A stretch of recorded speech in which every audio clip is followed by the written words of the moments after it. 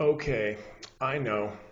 I said that I wasn't going to do DraftKings anymore, and I was very sincere about that. However, oh, and by the way, sorry about the echo in the room. I'm recording from an undisclosed location today, and only today. But here's the deal. We've seen this stock rebound off the 8-day moving average before, like how many times? All along here. The stock has essentially been for a moment below the 8-day there and the 8-day there. Other than that, it just really hasn't fallen below the 8-day EMA. Now, there's no question the stock is getting tired. I mean, it's been a monster stock. I mean, since here when it was at 20 bucks on the 1st of May, it's doubled since that time. I mean, so this has been just an absolute killer move. But we don't know whether it's done yet or not, and we still have a half an hour to go in the market as I'm recording this video.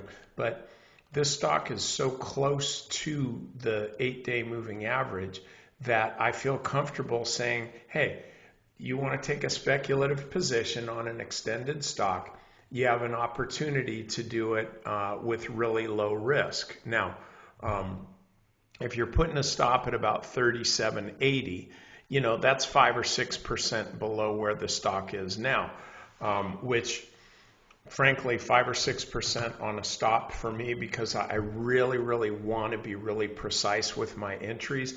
If I'm selling for a 5 or 6% loss, that's kind of on the high side, at least for me. But again, and I'll sell for 2, 3, 4%.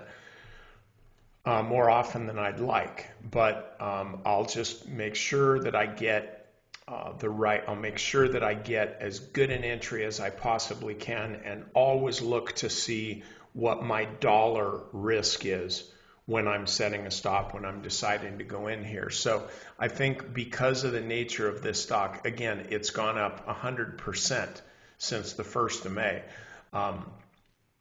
Because of that, this has the potential to make a boatload of money. Like, it can go up really fast on a percentage basis. So you have to say, all right, I'll give it a little more room.